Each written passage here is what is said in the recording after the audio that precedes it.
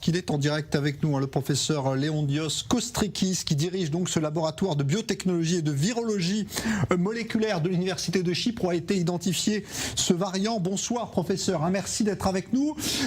Alors, ce qui est effrayant dans cette découverte, c'est qu'on sait qu'il y a d'un côté Omicron qui est extrêmement contagieux, et de l'autre Delta qui était extrêmement virulent. Est-ce que le croisement des deux doit faire peur ce soir ?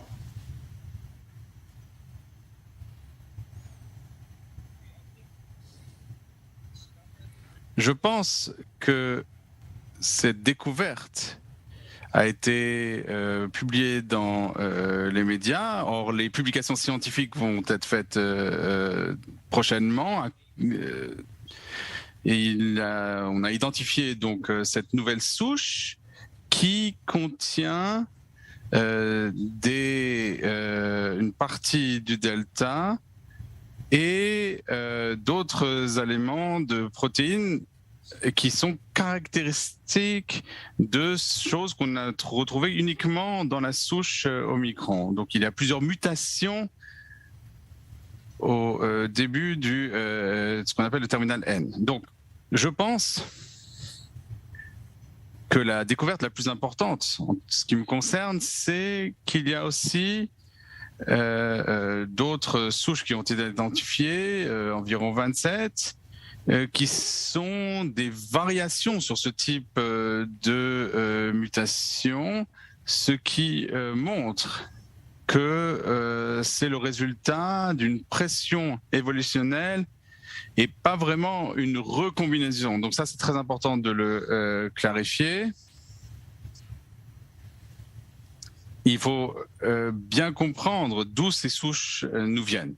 Et l'autre information importante, si on prend en compte l'information clinique, il y a une importance statistique à la fréquence des souches qui sont retrouvées chez les gens qui sont hospitalisés, comparé aux gens qui n'ont pas été hospitalisés. Donc on les trouve plus souvent chez des gens qui ont été hospitalisés, ce qui tendrait à montrer que c'est une souche qui crée des infections plus graves, qui nécessitent une hospitalisation. Donc n'avons pas d'autres détails sur des manifestations cliniques. Et depuis hier, nous commençons un suivi pour comprendre si cette souche est également plus contagieuse. Cette étude a été faite à Chypre et on a des études qui, depuis des derniers mois, qui nous montrent que la souche Omicron est prévalente sur notre île. C'est une majorité des nouvelles infections et nous ne savons pas comment cette nouvelle souche va faire face à l'invasion de la souche Omicron et on ne le saura que dans les semaines à venir. Sur ce que vous observez sur ces 25 patients qui ont été infectés aujourd'hui, vous diriez que leurs symptômes sont plus inquiétants ou pas que ce que l'on connaissait jusqu'à présent avec le variant Delta notamment ?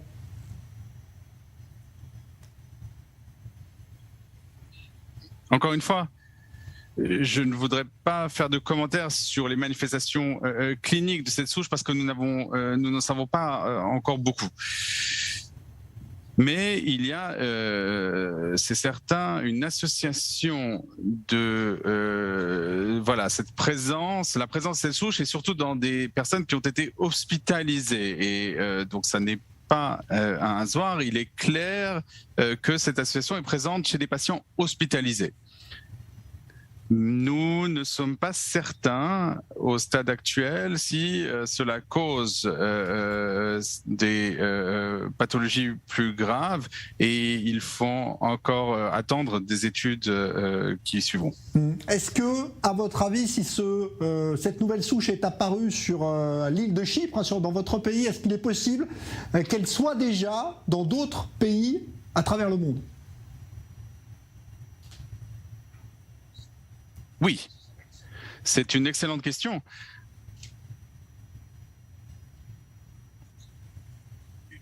Une partie de l'étude épidémiologique prospective que nous faisons depuis plusieurs mois. On recueille des informations dans les aéroports, dans les hôpitaux, et on a trouvé des choses, on a trouvé de ces souches aussi dans les aéroports. Donc c'est une preuve claire que cela a été importé à Chypre. Ça n'est pas une souche qui est née à Chypre. Une autre information importante, c'est on a trouvé des séquences de SARS qui ont été découvertes à la fois par des scientifiques d'Israël et de Colombie. Et si on analyse les séquences,